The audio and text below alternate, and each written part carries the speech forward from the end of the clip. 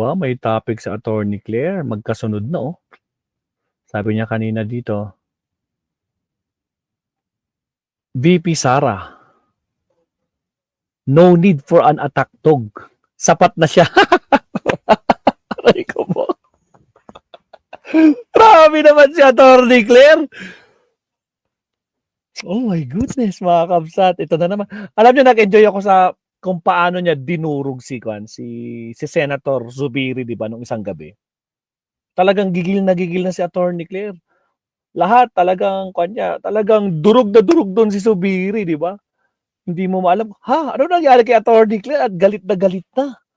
Nako po, ito naman ngayon, tingnan natin, panoodin. Guys, hindi ko pa napapanood to. Oh, kitang-kita naman sa video, wala pa ako napapanood, hindi pa nag-read yan. So, sabay-sabay natin panoorin to. May harang pa. Wait lang, Mabsat. Alright.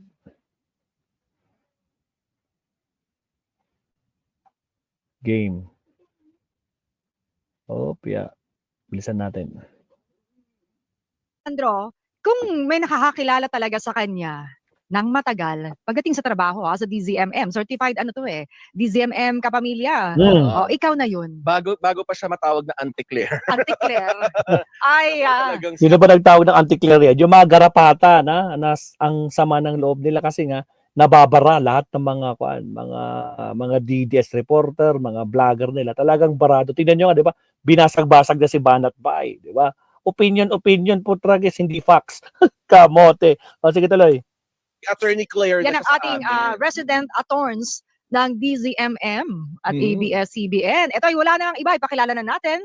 USEC, Attorney Claire Castro, Undersecretary ng... mga kabsat, nagpaalala naman si Naomi Chin, mga kabsat. 358 likes pa lang daw, mga kabsat. Baka naman. Shoutout sa naiiwang less than 700 viewers. Baka naman. Like po tayo, kabsat. Wag niyo pang ipagdamot yan. Wala pong bayad yan. Okay, tuloy. Pasok. Attorney Claire.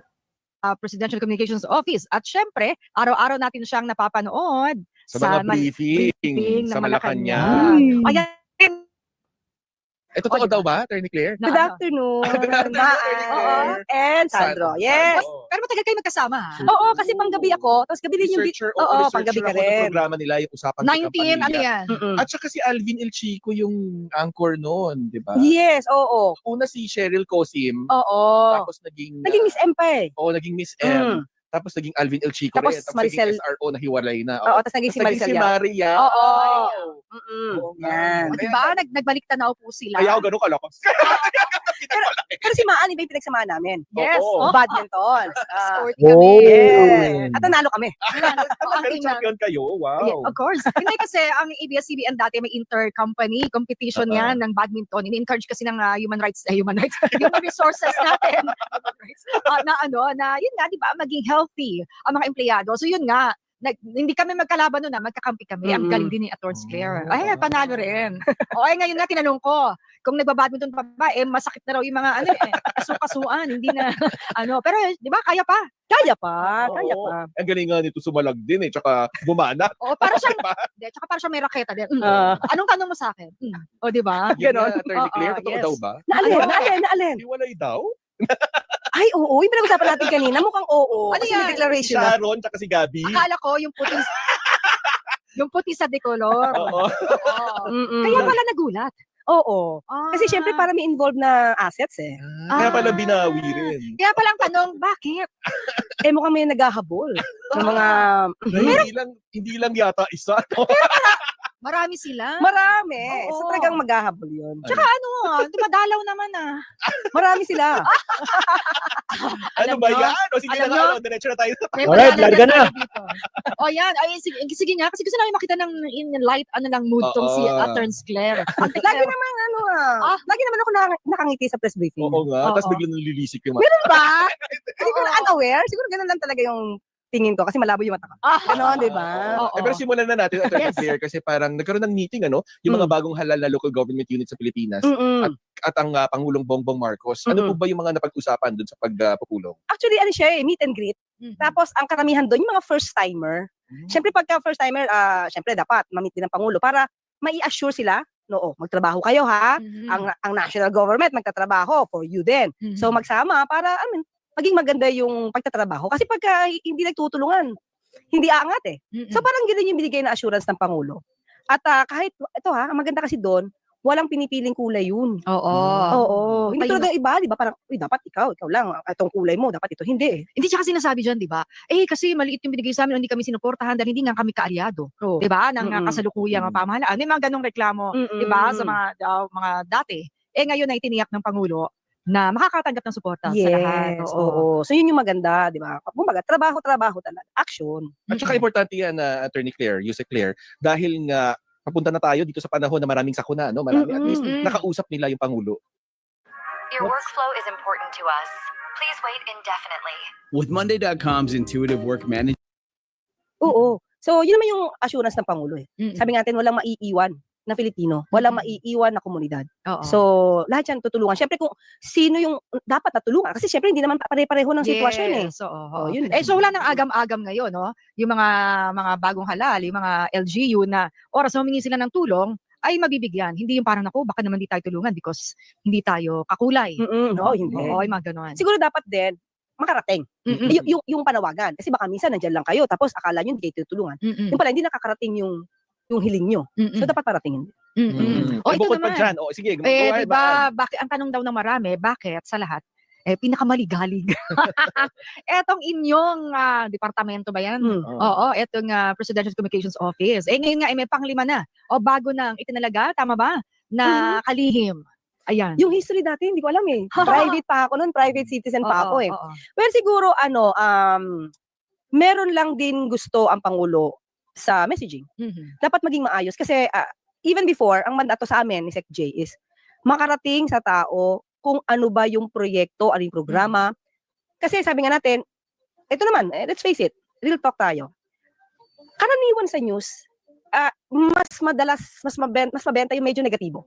Mhm. Di ba? Yung parang, eto, na-hold up si ganyan, na ganyan, ganito. Minsan nga clickbait pa eh. Oo, Hindi pala yun yung laman. Oo. Oo. So, ang gusto kasi ng Pangulo is, mas makita ng tao, ay, meron palang bukas center doon. Mm-mm. Libre pala yung ano doon, yung pagpapacheck. O yung mga bakuna, libre doon. So, yun yung gusto naming iparating. Yun. So, minsan hindi natatabunan kasi siya eh. Mm. So, siguro, ngayon, Sayang. with the new appointed na secretary, baka mas mapaganda pa. Mhm. Yun naman yung At kabilang nga dun sa na-announce ko kanina, may isa pang bagong talaga rin nakalihim, Attorney Claire. Yes, si Secretary Sharon Garin. Oo, nakasama natin siya at mabilis umaksyon. Lalo na nung nagkaroon ng issue sa Israel and Iran, Mm-mm. Mm-mm. meeting agad. Yung Econ team, meeting agad. Sinaraw talaga nila lahat. Tapos sabi nila, naku, sana hindi tayo maapektuhan kasi medyo nagiging okay yung sitwasyon.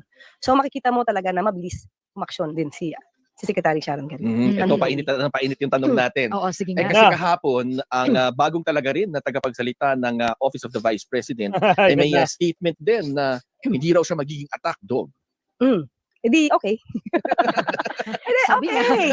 Actually, sa galing ni VP Sarang magsalita, hindi niya talaga kailangan ng tagapagsalita. Oo. Enough na siya. Pero, choice niya naman na magkaroon ng spokesperson. Sabi nga natin, kung attack dog lang at attack dog, di niya kailangan. Mm-mm. Di niya kailangan ng isang attack dog. Dahil, Di niya kailangan. Kala ko, Mga kabsat, naniniwala ba kayo kay Attorney Claire na hindi na kailangan ni Inday Pusit ng attack dog? Kasi siya mismo, attack dog na talaga, kaya niyang umatake na mag-isa. Diba? Sarcastic nga. Diba? Gracious grace, my goodness. Di ba mga kabsat? Naniniwala ba kayo sa sinabi ni Attorney Claire? Actually, sinabi niya yun sa press briefing niya kanina. Nako po. Sige, pakinggan pa natin to. Maganda to.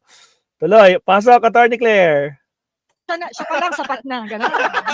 Yan lang, Galing yan. Hindi, nabasa ko lang, sabi ng isang netizen, bawi bigla, no? Sabi dito, at natin yung anchor si Yusek Luta dito sa DZMS.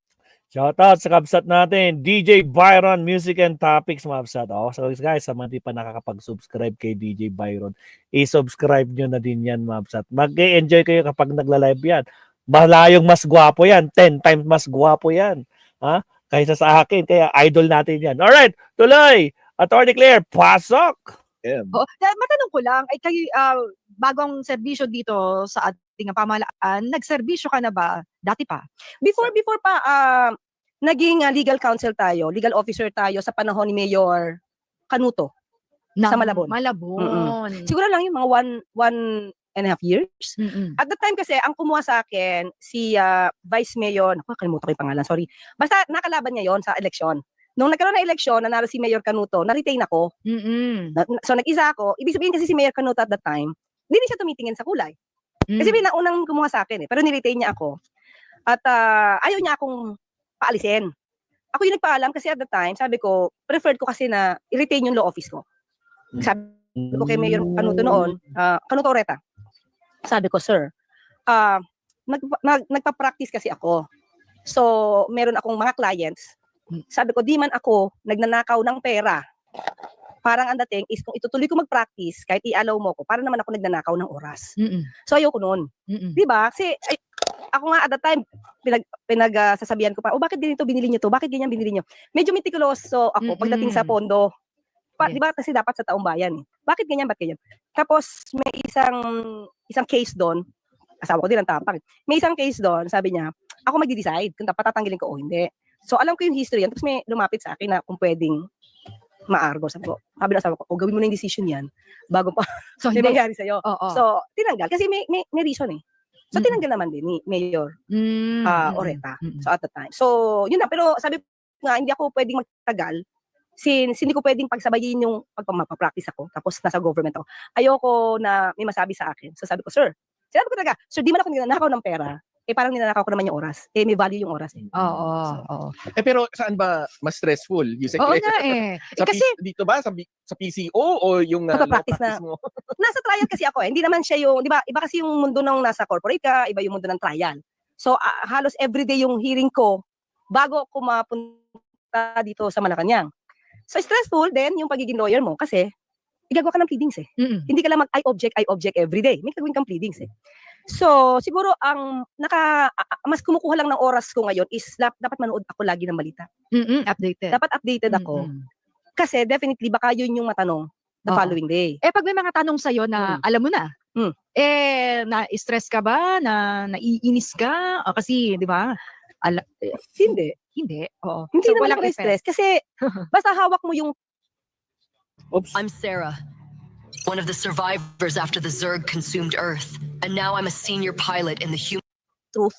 Alam mo yun? Pag hawak mo yung katotohanan, hawak mo yung may facts ka, Yun, tama. hindi ka mahihirapang magsalita. Wala kang itatago eh. Mahirap yung alam mo may tinatago ka. Agree. Hirap na hirap ka mag-explain, public servant ka pa man din. Agree. Kasi hanggang ngayon, hindi nila kaya ipaliwanag sino si Mary Grace Piatos. Takot na takot silang umpisahan yung trial na yan.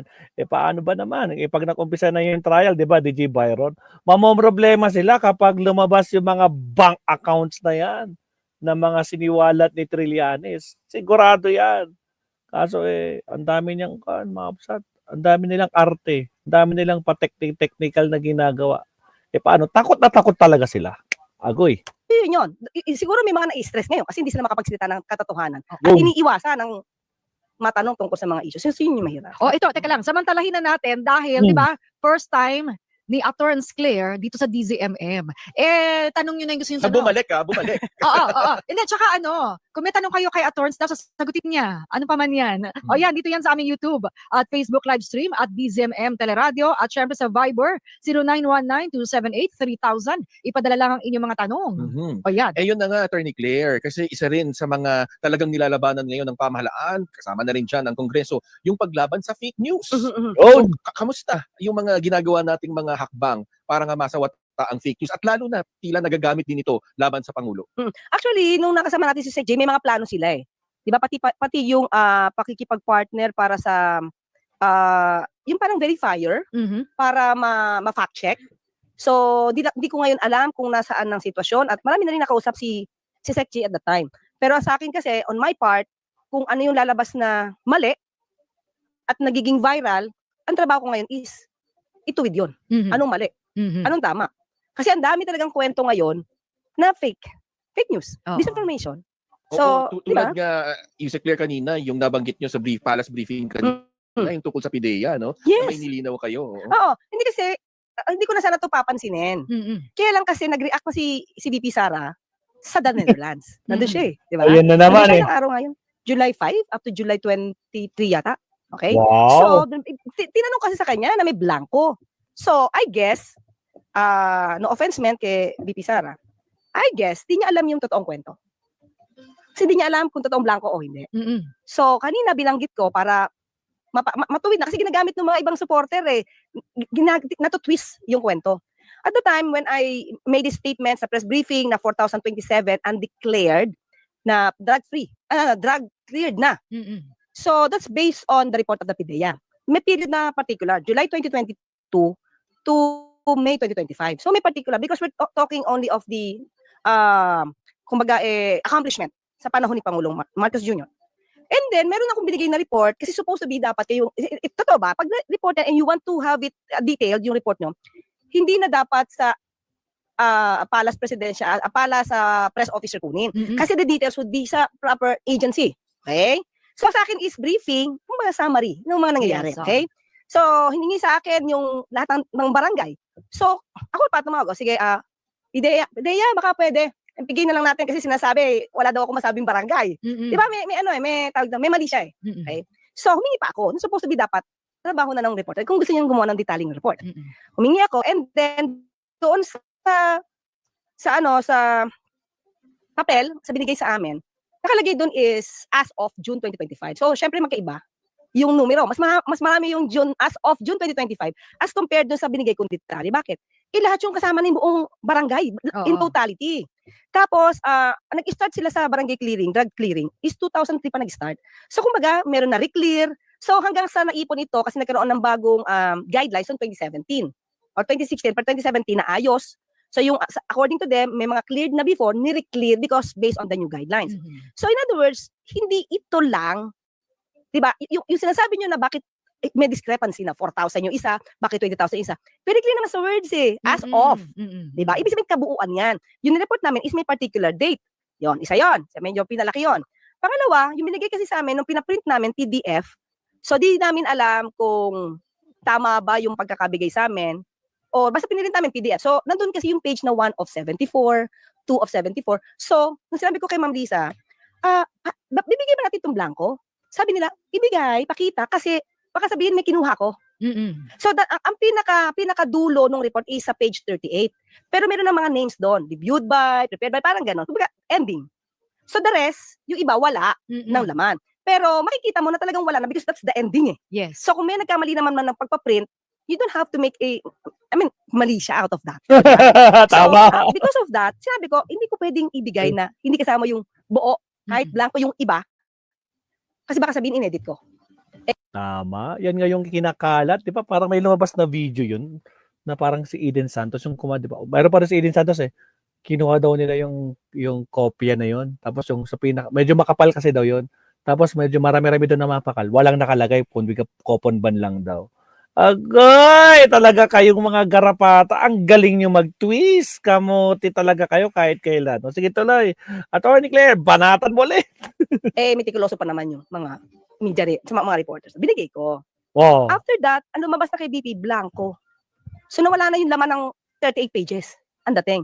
Now, si VP Sara, sabi niya, is fabricated yung document. So, sabi ko, since you're a public officer, you can go to PIDEA and check if these documents are fabricated. Tama. Madali naman yan. Public servant ka, madali mo naman iutos. So, parang wag ka munang magkomento ng negatibo sa government because you're part of it. Without really knowing ano yung issue dyan. May alam ba yan? So, kung merong mga pages na blanco, it doesn't mean na walang laman. Ang lumalabas kasi ngayon sa mga Between what you have Oops, wait lang. fake news, sa mga troll, walang laman yung binigay ko, which is wrong. That's fake news. Ayan. Ito. Di ba may lumabas din na chismis noon, nung nakaraang araw lang, na parang, ayun, sa isang network ay gustong papalitan. Di ba? Yan na. Yan Gusto na. na papalitan. Okay. Plus, ano yun? Yung mga, kailangan maging member ng Malacanang Press Oo, Corps. kasi ang Ang dapat binabanggit ay ng matagal Malacanang, na. may mga may breach sa protocol. Oo. Ipaliwanag natin, Oo Attorney nga, Claire, ano ba ano ba nangyari? yung protocol? Sige. Mm. Actually, nung nangyari yan, wala talaga ako. Kasi ano yan sa Tarlac. Tarlac. Ako, nandoon ako sa NEB kung saan magpe-press briefing. Mm-mm. So magwe-wait lang ako ng report. So di ko rin alam yung ano nangyari until na review nila na meron ngang nag-breach ng protocol. Kasi supposed to be merong talaga naman makikipag-ugnayan ng Pangulo sa press. Lalagyan siya ng mic eh. Mm-mm. So instead na hintayin na malagyan ng mic, may pumasok, may sumalubong kay Pangulo na dapat hindi. Mm-mm. So parang sobrang lapit, 'di ba? Sobrang lapit na parang pinipigil na siya ng PSG pero tuloy-tuloy pa rin. Sa video 'yon sa video ko Nakita sa nakita niya video. naman. Yes, tama. So yung Maro yata ang sumulat. Hindi ko rin alam yung sulat. Mm-mm. Actually, hindi ko alam. Mm-mm. Kaya tinatanong ako nila Alvin kung ako daw ba yung nagpaalis. Sabi ko unang-una hindi ko siya desisyon eh. Hindi ako involved sa Maro kahit ako'y nasa PCO. Hindi ko kasi mandato sumama doon sa kung ano yung gagawin nila mga desisyon. Mhm. Kasi ano lang ako eh. Briefer lang ako, press briefer ako press officer ako. So yung mga ganung mga desisyon sa kanila 'yon. Mm-mm. Ayan. So, yun, maliwanag 'yun eh. Awat muna tayo dahil Oo. talaga umiinit na yung mga tanong natin at yung mga sagot din ni Attorney Claire. So babalikan natin yan, yung issue ng umano'y breach sa protocol pagdating nga sa pag-cover sa Pangulo at yung siguro sagot din ni Attorney Claire, Yusek Claire Castro, tungkol din Binidis sa pa eh. bakit nga ba may biyahe ng biyahe? Ayan Ayan. Biyahe ng biyahe. Sino ba yung travel ng traffic kung saan-saan, no? Nakapal. Mukhang mayroong makuha na naman dito, masusupalpal. Sige tuloy. Iba pang may intanong at kung kayo meron din po kayong mga katanungan para kay Yusek Claire, maaari niyo pong ipadala sa amin. Magbabalik pa rin ang ATM. Anong take mo? Yun. Fast forward. In the morning with sick ng sick is at camera. Mga sakuna, natin po ang yung mga team o sa Ba, mahaba na patalasas Una sa bungad at Wait lang. Capital Region Police Office para sa ika-4 na State of the Nation Address ni Pangulong Marcos Jr. sa July 28.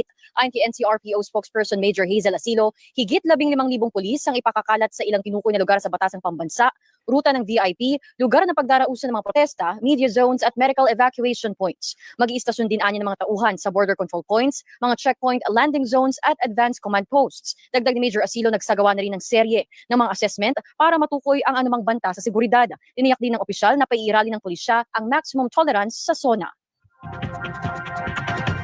Sa ibang balita, posibleng pumalo sa 1 milyong botante ang magpaparehistro sa barangay at sangguniang kabataan elections ayon sa COMELEC. Naritong kumpirmado, siguradong balita mula sa COMELEC, hati ni Radyo Patrol Bert Dizon. Bert. Siya tatagal lamang Ano yan? po sa pagpapahisto, John. Wait lang. At may nangyari. Wala na sa Toro. God bless you all. Bubuo sa araw mo eh. Ayan. Susan Aldawood. Good afternoon, Attorney Claire. We are rooting for you. So proud of you. Nice watching again at DZMM. God bless you all. Ito naman. Ito. Mula kay Vina Hermohino. Good afternoon. Attorney Claire, sana hindi ka po mapagod lalo na ngayon na may spokes na si VP. Kaya mas maraming needs sagutin ng mga issue. ito naman mula kay ito naman mula kay Andres Reyes. Ang galing-galing naman ni Attorney Claire magpaliwanag at bukod pa doon ay napakaganda niyang asset ng Yun! gobyerno. Yung isa waki shoutout. Ayan, ito kay Marcelo Nakapatay tayo, Mike, Celendro. Kapatay. Ayo. Ayan. Kay Marcelo Celendro Jr., Attorney Claire, wala akong masasabi. Okay. Hindi, ito. Gusto ko malaman mo na napakagaling mo, favorite kita, napaka-articulate mong magsalita, at prank ka. Walang paligoy-ligoy at direct to the point. Mabuhay ka. Thank you. Ito mula kay Lol OK. Kay Claire tayo. Yan, all caps. Galit? We admire you, Attorney Claire, buong family, ang mga office mates and mga kabarangay. The best spokesperson Malacanang ever had. Di ba? Naku, nakakatama ng puso. Thank you po talaga. Ito, isa na muna. Celerio Mods. Kasuhan na dapat ng grave abuse of authority. Yung mga senador na pinatatagal ang simula ng impeachment trial. Oo nga, may comment pa pala kanina. Attorney Claire, kung Yes. bakit hanggang ngayon nga hindi pa rin natutuloy yung Hindi kami impeachment nagtanong trial. Naku, sa kanila na yun. Alam mo yun, para bang wala kaming pwedeng gawin eh. Kundi sila lahat, obligasyon nila yan para sa taong bayan eh. Ay, ito Attorney Claire, mula naman kay Josh Kyle Edip Official. Ayan, Yusek Claire, dagdag sa tanong, meron na bang directive ang Pangulong Bongbong Marcos kaugnay doon sa mga isinusulong na pagbaban o kaya pag-control sa online gambling ng mga senador at ng mga kongresista? Actually, wala pa po kami napag-uusapan dyan. Pero sa tingin ko lang ako'y medyo may inaral ako ng konti dito. Yung isabong kasi, di ba, nabanto Naban na siya Pero ang dami Shout out, lumitaw na Maxi. illegal na isabong. So, nangyayari dito, instead na yung gobyerno ay mag-generate ng revenue out of the, sana legitimate na isabong, since tinanggal siya, ang namayagpag yung mga illegitimate, yung mga illegal. Pero nandiyan pa rin.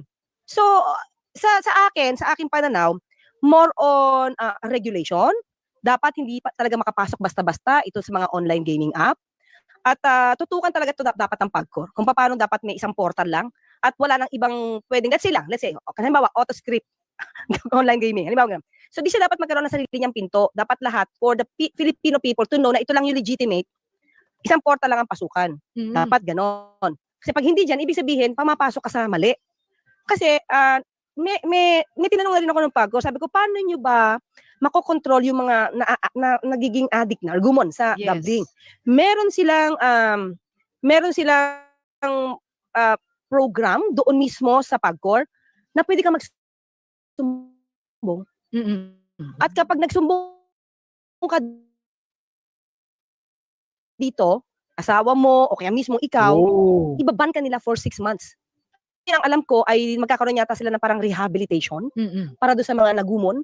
So pag legal, control mo siya as compared kapag tinanggal mo siya lahat tapos lahat nagpuntahan sa illegal na online gambling app, hindi mo siya makokontrol. So dapat ang patayin yung mga ilihitimo, yung walang lisensya. Kasi pinagkakakita niya yung Pilipino tapos wala rin naman siya na ibibigay na tulong sa bansa. At mamamonitor syempre yung mga legal na. Yes. Oo, yung mga naka-register at yun nga, PAGCOR ang magre-regulate. Ito naman, Attorney Claire, ngayon may bago na tayong kalihim ng PCO, no? Meron na bang bagong direktiba? O yung first order of the day, ano pong utos? Wala pa sa ngayon. Hindi pa kami nagkausap ni Sec Dave Gomez. At syempre definitely, most probably, kasi ang utos namin noon is talagang i-disseminate, spread yung good news, and fight fake news. So most probably, ganoon din. Pero siguro mas okay na messaging. Ito namang AI, dahil nga nabanggit na rin natin ng fake news at kalimitang kakambalyan, AI na mismong ang Pangulo nga ay naging biktima na rin. At kanina si Senador Bam Aquino ay biktima rin. May directives po ba ang Pangulo kung paano natin solusyonan ito? May nabanggit na ako may patungkol dyan na inaaral talaga. Kasi hindi pwede na hindi natin aralin. Kasi hindi natin makokontrol ang isang bagay kapag hindi mo alam kung ano tong bagay na to. So alam ko meron na napagmitingan ang Pangulo with that. At meron na rin na ginawa na pag-aaral para yung mga kabataan din ay maging eksperto dito sa AI para sa kanilang magiging hanap buhay in the future. So meron naman direktiba yung Pangulo. Ito, Attorney Claire, ang gaganda po ng mga damit niyo sa press briefing. Stylist ka po ba? At nasa-showcase ang kanya, di ba? Yung mga Pilipiniana. Natin. Parang lahat kaya kong sagutin, parang yan lang yung... Ayun na nga. Parang pinagpawisan ako doon. Doon ako nahirapan. Sabi sa inyo yan. So, paano? Mukhang nahirapan na sa atin si Attorney Claire. Pero mukhang kulang na kulang ang oras. Sayang, no? Pero syempre, babalik yan. Yes, oo. Kayo nga yun, tingin ko marami magsiselo sa inyo dahil nauna ako dito. Yan. Paano? Pakawalan na natin si Attorney Claire para nga makabalik na rin siya doon sa kanyang mga kailangan pang ayusin at para nga maibigay pa yung mga kailangan malaman ng publiko kaugnay nga dyan sa Malacanang. Muli, Undersecretary Attorney Claire Castro ng Presidential Communications Office. Maraming salamat, ma'am. Thank you, Maan. Thank you, Sandro. At sa anong take mo? Thank you. Salamat, Attorney Claire. Nako po, nabitin tayo doon sa tinatanong kanina, mukhang hindi na tinuloy itanong mga kabsat. Good evening, Maestro Paul. More power and God bless, sabi ni Leonardo Paragas. Shout out sa iyo, kabsat. Ayan. Sa mga bagong pasok, mga kabsat, baka naman, huwag kalimutan mag-like at subscribe. Kabsat Simply Talkies, ayan na yung link. Punta mo na lang. Next topic tayo, mga kakabsat. Anong oras na tayo? 1 hour 20 minutes. Pwede pa. 2 topic pa. Para marami tayong chachap-chapin mamaya. Next topic tayo, mga kapsat. Here we go.